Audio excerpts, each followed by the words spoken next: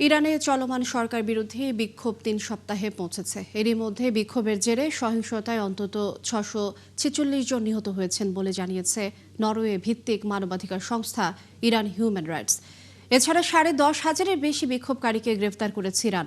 অন্যদিকে নিরাপত্তা বাহিনীর ১০৯ সদস্য নিহত হয়েছেন বলে দাবি করেছে ইরান।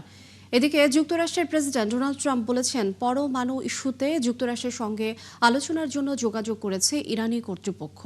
বিস্তারিত ওরিসুল ইসলামের প্রতিবেদনে। গত কয়েকদিনে ইরানে নজিরবিহীন বিক্ষোভ ও দাঙ্গা ছড়িয়ে পড়েছে। এসব বিক্ষোভ দমনে দেশটির নিরাপত্তা বাহিনী প্রাণঘাতী পদক্ষেপ নিচ্ছে। এতে কয়েকশো মানুষ নিহত হয়েছে বলে ধারণা করা হচ্ছে। যদিও ইরান কর্তৃপক্ষ বলছে, দাঙ্গায় দেশটির নিরাপত্তা বাহিনী সহ শতাধিক মানুষ নিহত হয়েছেন। বিক্ষোভ ঘিরে পরিস্থিতি আরও জটিল হয়েছে। বিক্ষোভকারীদের উপর ইরান সরকারের দমন পীড়নের দিকে ইঙ্গিত করে দেশটিতে আবার সামরিক পদক্ষেপের হুমকি দিয়েছেন মার্কিন প্রেসিডেন্ট ডোনাল্ড ট্রাম্প। তিনি জানিয়েছেন, ইরানের পক্ষ থেকে পরমাণু সংক্রান্ত চুক্তির জন্য আলোচনার প্রস্তাব আসছে। ইরান আলোচনা করতে ফোন করেছে। আমার মনে হয় যুক্তরাষ্ট্রের চাপের মুখে তারা ক্লান্ত হয়ে পড়েছে। ইরান আলোচনা করতে চায়। ট্রাম্প আরও জানিয়েছেন, বৈঠকের জন্য ব্যবস্থা নেওয়া হচ্ছে, যদিও মাঠ পর্যায়ে পরিস্থিতির কারণে বৈঠকের আগেই যুক্তরাষ্ট্রকে ভিন্ন ব্যবস্থা নিতে হতে পারে। এর মাঝেই ইরানে যুক্তরাষ্ট্র কী ধরনের অভিযান চালাবে সে ব্যাপারে প্রেসিডেন্ট ডোনাল্ড ট্রাম্পকে অবহিত করেছেন দেশটির প্রতিরক্ষা মন্ত্রণালয়ের কর্মকর্তারা। এমন পরিস্থিতিতে গত ২ সপ্তাহ ধরে চলা সরকার বিরোধী বিক্ষোভে অংশ নেয়া এক বিক্ষোভকারীর মৃত্যুদণ্ড কার্যকর করতে যাচ্ছে ইরান। এদিকে ইরানে চলমান সরকার বিরোধী বিক্ষোভে সমর্থন জানিয়ে বিবৃতি দেয় যুক্তরাজ্য, জার্মানি, ইতালি ও ফ্রান্সের রাষ্ট্রদূতদের জরুরি তলব করেছে দেশটির পররাষ্ট্র মন্ত্রণালয়। এসব দেশের রাষ্ট্রদূতদের তলব করে সাম্প্রতিক বিক্ষোভে সরকার বিরোধীদের বিরুদ্ধে সহিংসতার অভিযোগ তুলে বেশ কিছু ভিডিও চিত্র উপস্থাপন করেছে ইরানি কর্তৃপক্ষ। ইরানের এই পরিস্থিতির মাঝে নিজ দেশের নাগরিকদের এই মুহূর্তে ইরান ছাড়ার আহ্বান জানিয়েছে যুক্তরাষ্ট্র। ওরিসুল ইসলাম, ৭১। সরকার বিরোধী আন্দোলনে উত্তাল ইরান। তবে এবারে আন্দোলন একটি নতুন পর্যায়ে পৌঁছেছে বলে মনে করছেন বিশ্লেষক ও প্রত্যক্ষদর্শীরা। তাদের মতে বিক্ষোভের ব্যাপ্তি ও তীব্রতার কারণে এটি আগেরগুলোর তুলনায় নজিরবিহীন কিংবা অভূতপূর্ব। বিক্ষোভ এবং এর বিরুদ্ধে ইরান সরকারের প্রতিক্রিয়া আগেরগুলোর চেয়ে বেশ আলাদাই মনে করা হচ্ছে। বিস্তারিত মনিরুজ্জামান বাবুর প্রতিবেদনে। ইরানের সরকার বিরোধী আন্দোলন একটি নতুন পর্যায়ে পৌঁছেছে, যা ইসলামী প্রজাতন্ত্রের ৪৭ বছরের ইতিহাসে আগে কখনো হয়নি বলে মনে করছেন বিশ্লেষক ও প্রত্যক্ষদর্শীরা। বিশ্লেষকদের মতে এবারের বিক্ষোভের ব্যাপ্তি ও তীব্রতার কারণেই এটি আগেরগুলোর তুলনায় নজিরবিহীন এবং অভূতপূর্ব। ইরান এর আগেও অনেক বিক্ষোভ দেখেছে। নির্বাচনের কারচুপির অভিযোগ করে ২০০৯ সালের কথিত গ্রিন মুভমেন্ট নেতৃত্ব দিয়েছিল মধ্যবিত্তরা। তখন সেটি সীমাবদ্ধ ছিল বড় শহরগুলোতেই, আর ২০১৭ ও ২০১৯ সালের আন্দোলন ছিল দরিদ্র এলাকাগুলোতে। কিন্তু এবারের সাথে তুলনা করার মতো আন্দোলন গড়ে উঠেছিল ২০২২ সালে নিরাপত্তা হেফাজতে মাইশা আমিনের মৃত্যুর ঘটনার পর। হিজাব না পরায় দেশটির নৈতিকতা পুলিশ তাকে আটক করেছিল।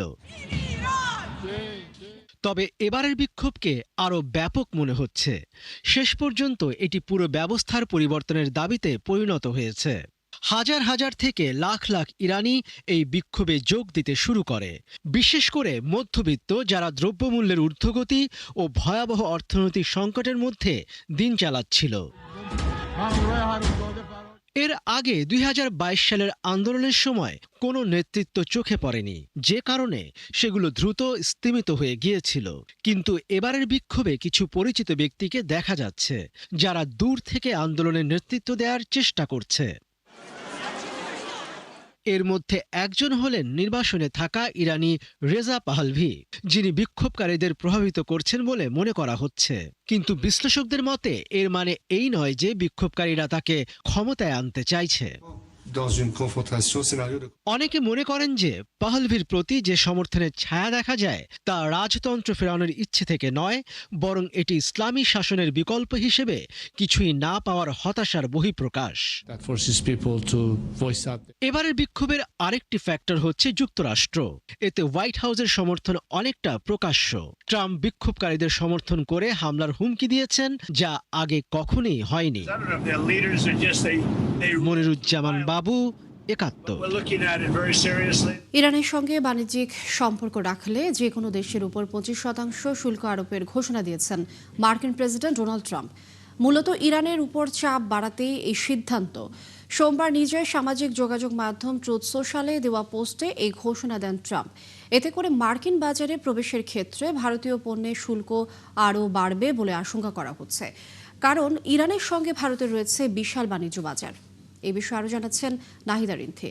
ইরানের সঙ্গে ভারতের বর্তমানে বাণিজ্য বাজার $1.24 বিলিয়ন মূল্যে পণ্য রপ্তানি করেছে এবং $0.44 বিলিয়ন পণ্য আমদানি করেছে, যার ফলে মোট বাণিজ্যের পরিমাণ দাঁড়িয়েছে $1.68 বিলিয়ন। তবে মার্কিন প্রেসিডেন্ট ডোনাল্ড ট্রাম্প দ্বিতীয় মেয়াদে ক্ষমতায় বসার পর ভারত সহ অন্তত 194টি দেশের ওপর নতুন করে শুল্ক আরোপ করে মার্কিন প্রশাসন। সেই হিসেবে বর্তমানে ভারতীয় পণ্যে যুক্তরাষ্ট্র 50% শুল্ক রয়েছে।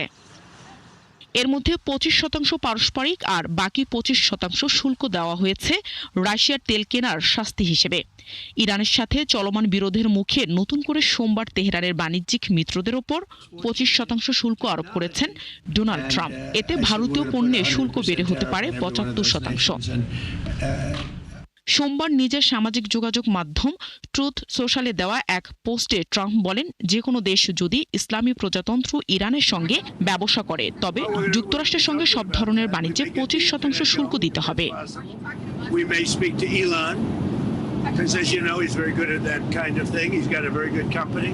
তবে ঠিক কোন কোন দেশ নতুন শুল্কের আওতায় পড়বে তা এখনো স্পষ্ট নয়। ইরানের প্রধান বাণিজ্যিক অংশীদারদের মধ্যে রয়েছে চীন, সংযুক্ত আরব আমিরাত, ভারত ও তুরস্ক। এদিকে ইরানের সঙ্গে যেসব দেশ বাণিজ্য করবে তাদের উপর 25% শুল্ক আরোপের ঘোষণায় মার্কিন বাজারে প্রবেশের ক্ষেত্রে ভারতীয় পণ্যের শুল্ক আরও বাড়বে বলে আশঙ্কা করা হচ্ছে। নাহিদা রিন্থি, একাত্তর। মার্কিন প্রেসিডেন্ট ডোনাল্ড ট্রাম্প আগামী বৃহস্পতিবার ভেনেজুয়েলার বিরোধী নেত্রী মারিয়া করিনা মাচাদোর সঙ্গে বৈঠক করবেন। এই তথ্য নিশ্চিত করেছেন হোয়াইট হাউসের মুখপাত্র ক্যারোলিন লেভিট। সম্প্রতি যুক্তরাষ্ট্র ভেনেজুয়েলার প্রেসিডেন্ট নিকোলাস মাদুরোকে অপহরণ করার পর দেশটির ভবিষ্যৎ নিয়ে আলোচনায় মাচাদোর ভূমিকা তুলনামূলকভাবে সীমিত ছিল। এমনকি ট্রাম্প নিজেও প্রকাশ্যে সন্দেহ প্রকাশ করেছিলেন ভেনেজুয়েলার শাসনের জন্য প্রয়োজনীয় জনসমর্থন মাচাদোর রয়েছে কিনা। মাচাদো গত সপ্তাহে জানান তিনি অক্টোবরের পর থেকে ট্রাম্পের সঙ্গে আর কোনো কথা বলেননি। এরই মধ্যে মাদুরোর ভাইস প্রেসিডেন্ট ডেলসি রড্রিগেজ অন্তর্বর্তী প্রেসিডেন্টের দায়িত্ব গ্রহণ করেছেন। যুক্তরাষ্ট্রের বিভিন্ন দাবিতে সাড়া না দিলে আরও সামরিক হামলার হুমকির মুখে তার সরকার দায়িত্ব পালন করছে। এদিকে ভেনেজুয়েলা সরকার স্থানীয় সময় সোমবার জানায় তারা বেশ কয়েকজন রাজনৈতিক বন্দীকে মুক্তি দিয়েছে। এদের মধ্যে অনেকেই 2024 সালের বিতর্কিত নির্বাচনের পর মাদুরো বিরোধী বিক্ষোভে অংশ নেওয়ার কারণে কারাবন্দী ছিলেন। আর্কটিক অঞ্চলের নিরাপত্তা জোরদারে নতুন উদ্যোগ নিয়ে কাজ করছে পশ্চিমাদের সামরিক জোট ন্যাটো। মূলত মার্কিন প্রেসিডেন্ট ডোনাল্ড ট্রাম্পের গ্রিনল্যান্ড দখলের উচ্চাকাঙ্ক্ষাকে প্রশমিত করতেই এই সিদ্ধান্ত। ক্রোয়েশিয়া সফরকালে ন্যাটো জোটের প্রধান মার্ক রুটে সাংবাদিকদের এই তথ্য জানান। সাংবাদিকদের সঙ্গে আলাপকালে মার্ক রুটে বলেন, তারা এখন পরবর্তী ধাপ নিয়ে কাজ করছে যাতে যৌথভাবে গুরুত্বপূর্ণ স্বার্থগুলো রক্ষা করা যায়। এদিকে ট্রাম্প বারবার দাবি করছেন চীন ও রাশিয়ার ক্রমবর্ধমান তৎপরতার কারণে আর্কটিক অঞ্চলের নিরাপত্তা জোরদার করা জরুরি, আর সেই যুক্তিতেই যুক্তরাষ্ট্রের গ্রিনল্যান্ডের নিয়ন্ত্রণ প্রয়োজন। তবে এই বিষয়ে ন্যাটো প্রধান বলেন, সব মিত্র দেশই আর্কটিকের গুরুত্ব নিয়ে একমত। নতুন সমুদ্রপথ খুলে যাওয়ায় রাশিয়া ও চীনের তৎপরতা বাড়ার ঝুঁকিও রয়েছে। যুক্তরাষ্ট্রের মিনিয়াপলিসে অভিবাসন বিরোধী অভিযান চলাকালে এক নারীকে গুলি করে হত্যার ঘটনায় ট্রাম্প প্রশাসনের বিরুদ্ধে মামলা করেছে মিনেসোটা অঙ্গরাজ্য। মিনেসোটার attorney general Keith Ellison Ellison এই মামলার ঘোষণা দেন। এক সংবাদ সম্মেলনে কিথ এলিসন বলেন, ডেমোক্র্যাট শাসিত এই রাজ্যে ফেডারেল সরকারের সাম্প্রতিক অভিবাসন কর্মকর্তাদের তৎপরতা জননিরাপত্তাকে আরও ঝুঁকির মুখে ফেলেছে। অ্যাটর্নি জেনারেল এসব তৎপরতাকে ফেডারেল আক্রমণ হিসেবে অভিহিত করেছেন। গত বুধবার মিনিয়াপলিসে ইমিগ্রেশন অ্যান্ড কাস্টমস এনফোর্সমেন্ট এজেন্টের গুলিতে রেনি নিকোল গুড নামের এক মার্কিন নারী নিহত হন। এই হত্যাকাণ্ডের পর থেকেই শহরটিতে তীব্র বিক্ষোভ চলছে। মিয়ানমারের বিরুদ্ধে দায়ের করা একটি ঐতিহাসিক মামলা প্রথম দিনের শুনানি হয়েছে জাতিসংঘের সর্বোচ্চ আদালতে। এক দশকেরও বেশি সময় পর আন্তর্জাতিক বিচার আদালত আইসিজেতে গণহত্যার মামলার বিচার কাজ শুরু হলো। মামলাটিতে মিয়ানমারের বিরুদ্ধে দেশটির রোহিঙ্গাদের উপর গণহত্যা চালানোর অভিযোগ আনা হয়েছে। পশ্চিম আফ্রিকার দেশ গাম্বিয়া 2019 সালে মিয়ানমারের বিরুদ্ধে আন্তর্জাতিক বিচার আদালতে এ মামলা দায়ের করে। মামলায় অভিযোগ করা হয়, মিয়ানমার তাদের রাখাইন রাজ্যে বসবাসকারী মুসলিম সংখ্যালঘু রোহিঙ্গাদের বিরুদ্ধে জাতিগত নিধন চালিয়েছে। 2017 সালে মিয়ানমারের সশস্ত্র বাহিনী একটি সামরিক অভিযান চালায়। এ ঘটনায় অন্তত 7,30,000 রোহিঙ্গা নিজ ঘরবাড়ি ছেড়ে পালিয়ে বাংলাদেশে আশ্রয় নিতে বাধ্য হয়। তবে মিয়ানমার কর্তৃপক্ষ ওই প্রতিবেদন প্রত্যাখ্যান করেছে। তাদের দাবি, সামরিক অভিযানটি ছিল একটি বৈধ সন্ত্রাসবিরোধী অভিযান। 3 সপ্তাহ ধরে এই শুনানি চলবে। ডোনাল্ড ট্রাম্প দ্বিতীয় মেয়াদে ক্ষমতায় আসার পর 1 লাখের বেশি ভিসা বাতিল করেছে যুক্তরাষ্ট্র। এই তালিকায় শিক্ষার্থী ও বিশেষজ্ঞরাও রয়েছেন। স্থানীয় সময় সোমবার এ তথ্য জানিয়েছে মার্কিন পররাষ্ট্র মন্ত্রণালয়। এক বিবৃতিতে মন্ত্রণালয়টি জানিয়েছে, এখন পর্যন্ত 1 লাখেরও বেশি ভিসা বাতিল করা হয়েছে। এর মধ্যে প্রায় 8,000 স্টুডেন্ট ভিসা এবং 2,500 বিশেষায়িত ভিসা রয়েছে। বিশেষায়িত ভিসার কর্মীরা অপরাধমূলক কর্মকাণ্ডে জড়িত থাকার অভিযোগে আইন প্রয়োগকারী সংস্থা নজরে ছিলেন বলে জানানো হয়। গত বছর দ্বিতীয়বারের মতো প্রেসিডেন্ট হিসেবে শপথ নেয়ার পর থেকে অভিবাসীদের বিরুদ্ধে কঠোর হয় ট্রাম্প প্রশাসন। 2024 সালের তুলনায় 2025 সালে ভিসা বাতিলের সংখ্যা 150% বেড়েছে বলে জানানো হয়েছে পররাষ্ট্র মন্ত্রণালয়ের পক্ষ থেকে। উৎক্ষেপণের পরপরই 15টি সরঞ্জাম ও একটি কৃত্রিম উপগ্রহ নিয়ে নির্ধারিত পথ থেকে ছিটকে পড়েছে ভারতের একটি রকেট। এ ঘটনাকে ভারতের মহাকাশ গবেষণা সংস্থা ইসরোর বহুল ব্যবহৃত উৎক্ষেপণ যানের জন্য নতুন ব্যর্থতা হিসেবে বিবেচনা করা হচ্ছে।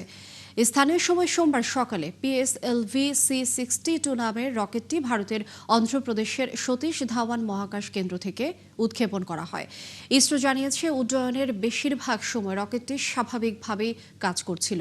তবে হঠাৎ অপ্রত্যাশিত বিঘ্ন ঘটে এবং রকেটটি নির্ধারিত পথ থেকে বিচ্যুত হয়ে যায়। তবে কি ভুল হয়েছিল বা রকেটটি শেষ কোথায় পৌঁছেছে সে ব্যাপারে বিস্তারিত জানায় ইসরো। প্রায় 8 মাসের মধ্যে পোলার স্যাটেলাইট উৎক্ষেপণ যানের জন্য এটি ছিল দ্বিতীয় বড় হতাশাজনক ঘটনা। ভারতের কেন্দ্রশাসিত অঞ্চল জম্মু কাশ্মীরে ভার্চুয়াল প্রাইভেট নেটওয়ার্ক VPN ব্যবহারে নিষেধাজ্ঞা দিয়েছে স্থানীয় কর্তৃপক্ষ। এরই মধ্যে নিষেধাজ্ঞা অমান্য করায় শতাধিক ব্যক্তির বিরুদ্ধে ব্যবস্থাও নেওয়া হয়েছে।